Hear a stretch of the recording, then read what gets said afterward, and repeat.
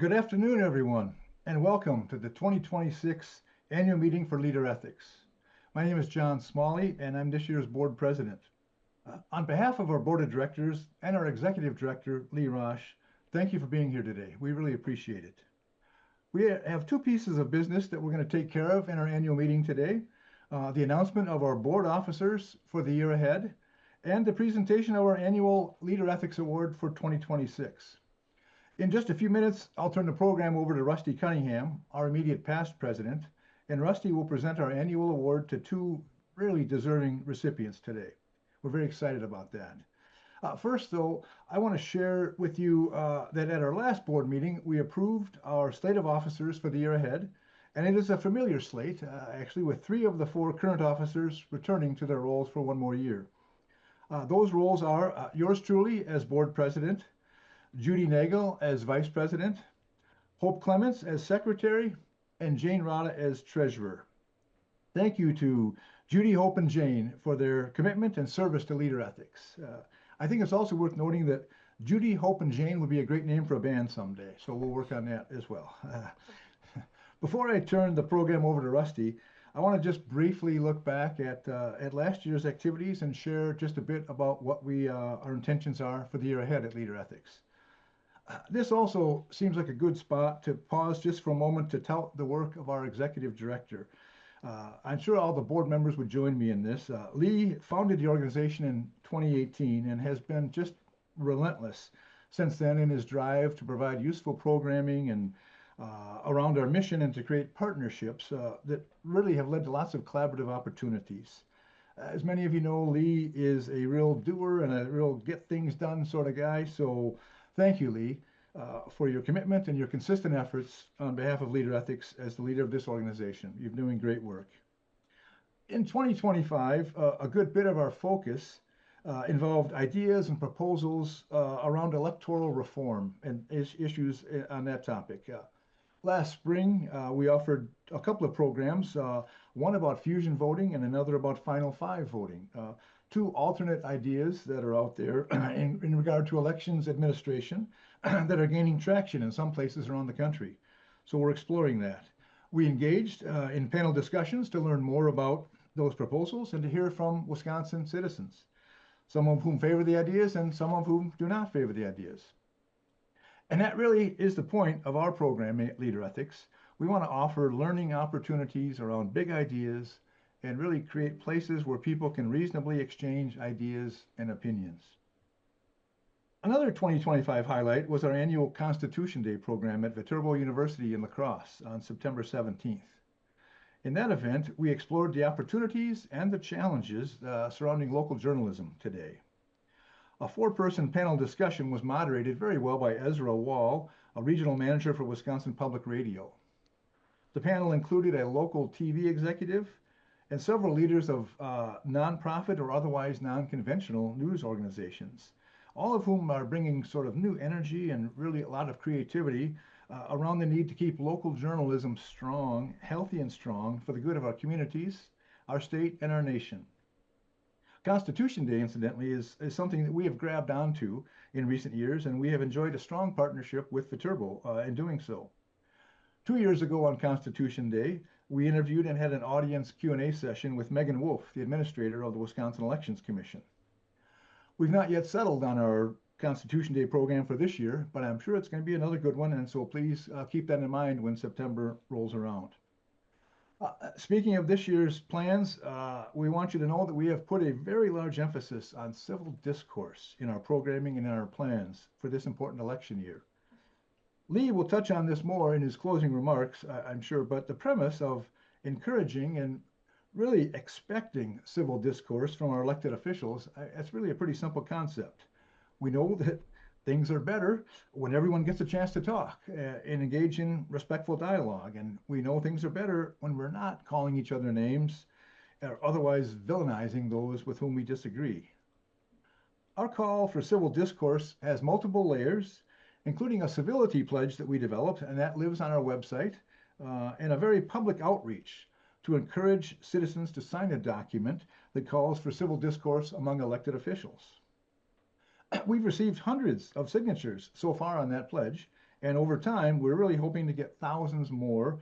And each one of those signatures we know represents that individual's desire for useful, healthy, and yes, civil engagement in the public arena.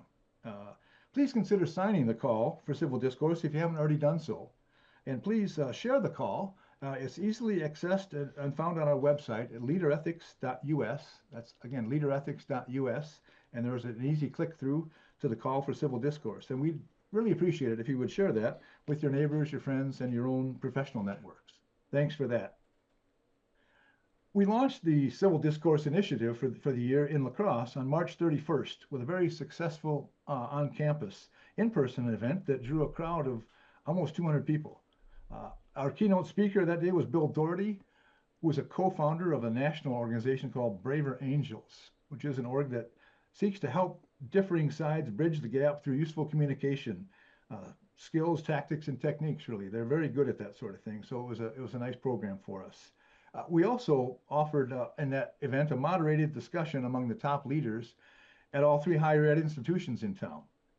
They were discussing the importance, of course, of civil discourse on campus. Another highlight for us in that event was the presentation from college students, many of whom have really caught the vibe of civil discourse, and they are sharing the call, for example, and they're promoting their own events on campus around the same theme. So we very much appreciate that partnership with the students. We have received lots of encouraging feedback from that March 31st event, and we aim to build on that momentum in the months ahead as we approach the midterm elections. We're opening new doors in various places around the state, kind of all corners that we're working on, and we have hopes of replicating that La Crosse event in various ways in other Wisconsin communities over the course of this year. And then finally, we want you to know that we have designated April 30th as Civil Discourse Day in La Crosse, complete with a mayoral proclamation to make it so. We chose that date with our nation's history in mind. On April 30th, 1789, George Washington gave his initial inaugural address, and it was a speech loaded with references to civility and things like the public good. So we thought that was a perfect day to declare Civil Discourse Day. As we carry out this initiative throughout 2026, we are all acutely aware that it is a big hill to climb. A mountain, really, maybe even Mount Everest, you might say, given our state that we're in today. But as a board, we firmly believe that the climb is worth it, that we can make inroads, that we can make headway. We believe that the call for civil discourse can lower the temperature during campaign season and during elections, and it can improve and enhance conversations at all levels, public and private. So, friends, that is why we climb on. Thank you for joining us in that effort. Finally, now, let me turn the program over to Rusty, a longtime friend of mine and a mentor and a key player in many programs and activities that have defined leader ethics over the years. So, Rusty, take it away. Thanks so much, John, and thanks for your terrific report as well as your excellent leadership of Leader Ethics. It is my honor today to present the 2026 Leader Ethics Awards. We have 2 recipients this year, 2 elected officials in the La Crosse area who have demonstrated ethical leadership and provided exemplary service to make our democracy and our communities stronger. They join a distinguished list of local, state, and national leaders who have received this award for upholding the leader ethics pillars of truthfulness, transparency, unifying others, and serving all constituents. Our first recipient is Ginny Dankmeyer, County Clerk of La Crosse County. A UW La Crosse grad, Ginny became Deputy Clerk in 1996 and has been elected County Clerk starting in 2011 and ever since. Ginny oversees elections in La Crosse County. She has a reputation as a fair, honest, and professional administrator of our election process. She is respected by the many municipal clerks she coordinates in La Crosse County. In fact, election officials throughout Wisconsin respect Ginny's professionalism and seek her guidance when they face challenges. In 2024, she was named the Wisconsin Constitutional Officer of the Year by the Wisconsin Constitutional Officers Association. Ginny, congratulations for being named a Leader Ethics Award winner for 2026. Thank you. Yeah. Do you have anything you'd like to say? Yeah, unexpected. I'm very appreciative that the hard work we do is recognized. And I kind of reflected on this, and And I go back to when I do my poll worker training. The very first slide I show is the goal of La Crosse County is to make sure every eligible voter is able to cast that ballot and have it accurately counted. And when we come to that, it's like, I don't care what walk of life you come from. I don't care what your political beliefs are. You know, that's our main goal. We want voters getting out there. We want them voting. And I can say the same thing goes with the 30 county board supervisors I work with. Different political views, different beliefs, but the same thing is the end goal. We don't worry about where you come from or what you think or believe. We just want to get the job done. And, you know, I can't do my job if it wasn't for all the municipal clerks and the poll workers out there. They work just as hard. And, you know, half of this award should be given to them too, because they do just as much work as I do to make sure that the citizens of La Crosse County believe in our elections and they trust them, that we're keeping a very high level of integrity so people can believe when they go to the polls and cast their ballot that it's being counted properly. Well, you do a wonderful job. Thank you so much for your leadership. We really appreciate it. Our next recipient is Lee Donahue, Town of Campbell Supervisor. Lee has tirelessly fought for state and federal relief for her PFAS-plagued neighbors since the forever chemical was found in town wells 5 years ago. She has testified repeatedly in Madison. She's traveled to Washington to advocate for Campbell residents. She's done everything you would expect and more. She was appointed to the town board in 2020. Within 6 months, testing revealed that forever chemicals had migrated to the well water used by 97.2% of the town's 4,500 residents. Suddenly, town residents couldn't turn on the tap for a drink or to rinse a toothbrush. Because of her work and the support from many others, relief is on the way. After 5 years of not being able to drink well water in the town, development of new wells will continue through 2027 with the goal of piping water into the first homes within 12 to 18 months, thanks to nearly $40 million from the U.S. Department of Agriculture. We also just got word that the state is going to come through with some much needed assistance. And again, Lee was at the forefront of that. Lee also serves her community through United Campus Ministry in La Crosse, helping to feed students from our 3 campuses in La Crosse. She is a member of Lions Club and helps with area scouting. She received the 2024 Bill Iwan Environmental Justice Award for advancing environmental justice in Wisconsin. Lee, thanks so much for your dedicated service and congratulations on receiving the 2026 LeaderEthics Award. Thank you so much. Thank you so much. This is really quite the honor, unexpected, dearly appreciated. I am very fortunate to work with great leaders in every organization that I'm associated with. And it's not a singular effort, it's really building the team and building collaborative partners. And I've been so fortunate to do that across the state, across the nation. There's something about being able to give back to the community where you live and beyond, and I'm fortunate to be in that position. A big part of my job is to represent every resident, and as Ginny said, no matter who that resident is or what their beliefs are, they have opinions and they have concerns about things that happen in your community, and whether that's creating a new ordinance to keep bees or to be able to have 4 cats instead of 3, or some very serious concerns about PFAS and other health concerns. It is indeed an honor to represent those folks, to listen to their stories, to find out what is important to them, and to represent them and to listen to all of their voices. And I'm very grateful that I've been able to do that for just about 6 years now. Well, thanks again so much to both of you. I have to say, you both talked about a key tenet of leader ethics, and that is representing all constituents. Doesn't matter what walk of life, what background, they all have rights, and representing all of those rights to the best of your ability is such an important thing. I'd like to ask a couple of questions of each of you, if I may. Ginny, there's been so much talk about election integrity, and frankly, a lot of allegations that just flat were not true. How How do you keep your spirits up and stick to those important tenets of serving all? And how do you serve as that role model for other people who listen to you and need your advice? Yeah, I think, we do poll worker training. And when the poll workers come in, we go through, here's the rules, here's what we're going to do, this is what we're going to follow. I think when we say a voter can go to any polling place in La Crosse County, they'll have the same experience, that's really what they should. And when people start to question, did this happen, did that happen, I always put out there, you can call my office, you can send me an email, and people have taken me up on that. I'm like, what is your questions, what are you questioning that's happening? And I'll sit there and have a 5-minute, 10-minute, 20-minute conversation with you so I can explain this is how we do things. Do you understand now what you believe is happening is really not happening? We encourage people who are questioning what's happening at the polls on election day, go be a poll worker.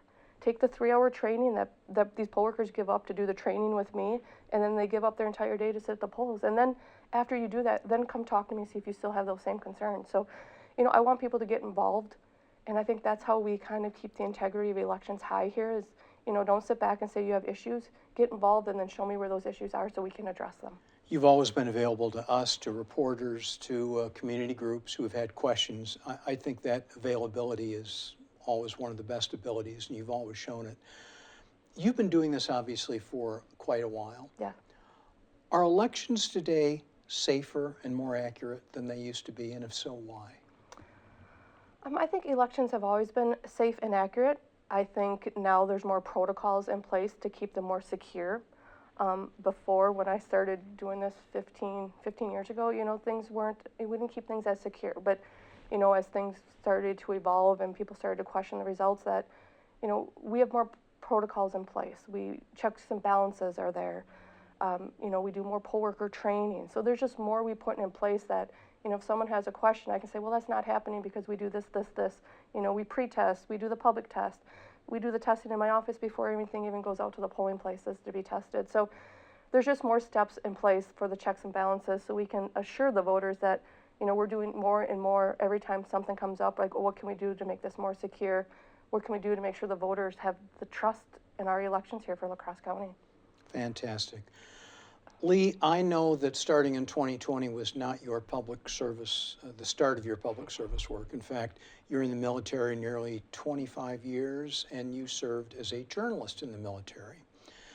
How have you used that training as a journalist to pursue relief for PFAS and the challenges facing the town of Campbell?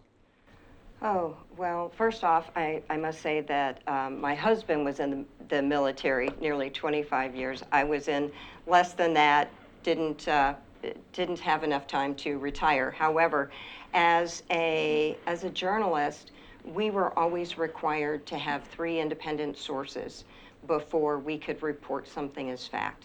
And I think that's still the premise that I work on, right? If I get a piece of information, I'm going to validate that that is accurate and it is true. And I'm going to validate it from more than one source. And as a speaker to other journalists, as a source to other journalists, I want to make certain that I provide information that is distilled down for accuracy and, to get to the nitty-gritty of the information so that it can be understood and digested and then expressed in their work. Mm-hmm. That sounds familiar to me. The dean of my journalism school was an old Milwaukee journalism hand who used to say that if your mother says she loves you, get a second source. You've had a wonderful career as a public servant in all sorts of different ways.